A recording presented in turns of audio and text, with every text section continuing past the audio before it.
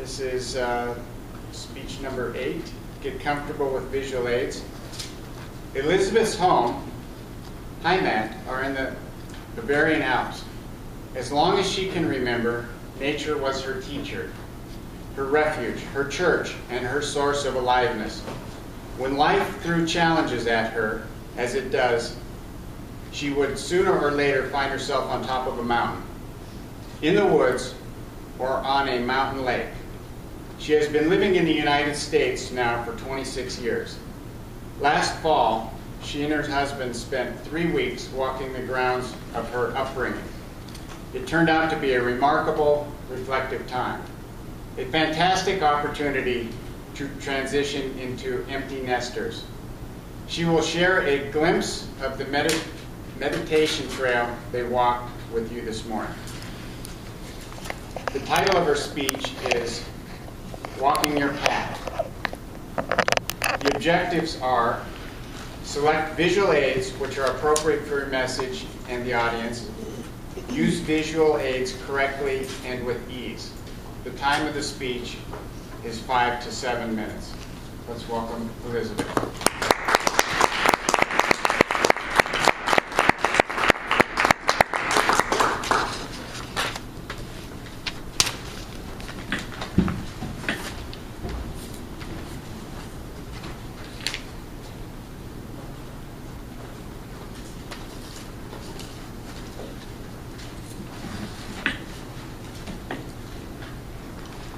This is not a tarot. I'm roaming the hills and mountains of Crete with my best girlfriend from elementary school. And I'm telling her how grateful I am just walking with her through the mountains. Because my knee really was hurting. And it had many surgeries, and it still wasn't good. Swollen, I had to ice it 4 times a day.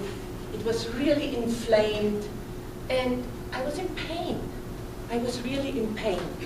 The next thing would have been to just have knee replacement, and I knew that. She listened, and she said, "Let's get you a new knee."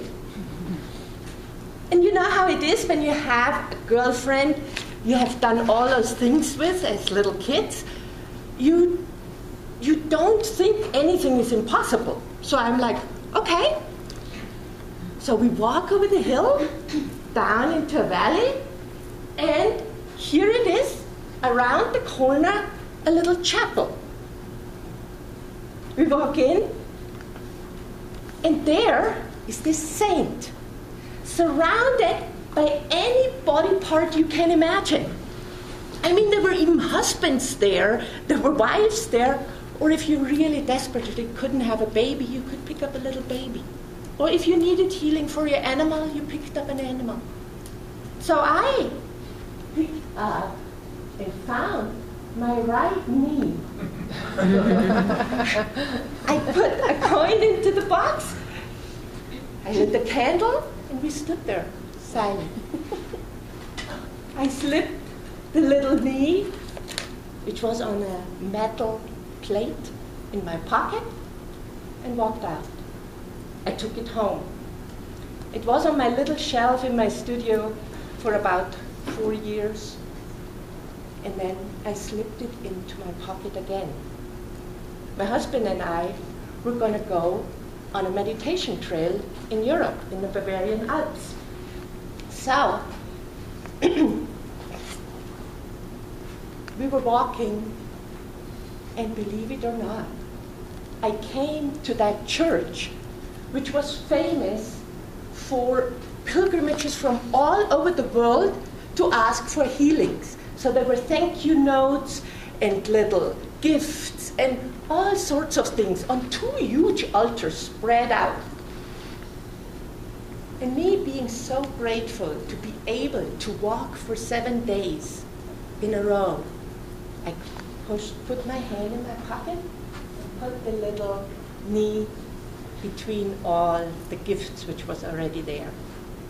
And I made myself onto the path. Now, walking your path, is in effect a kind of going off your path. Off your path. And you walk your path.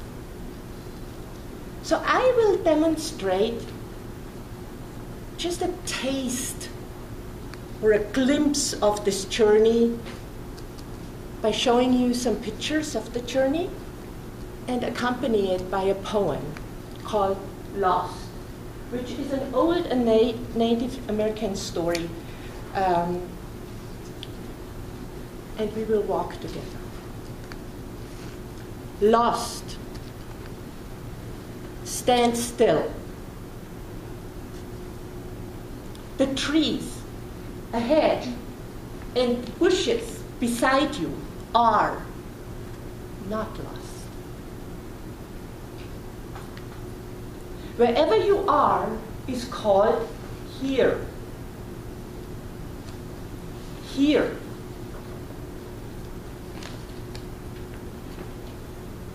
And you must treat it as a powerful place. Must ask permission to know it, and be known. The forest breathes. Listen. It answers. I have made this place around you. If you leave it, you may come back again. Same here.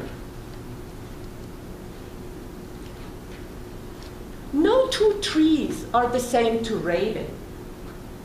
No two bushes or two branches are the same to wren.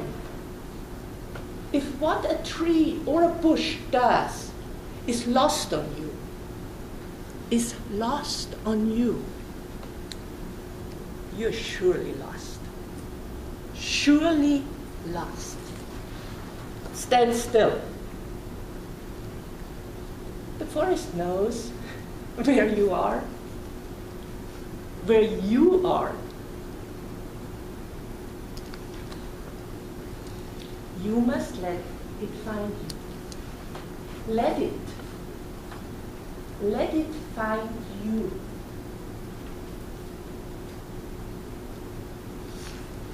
Following your path is in effect going off your path in open country. So if you dare and have the courage to follow your path by going off your path, save the date.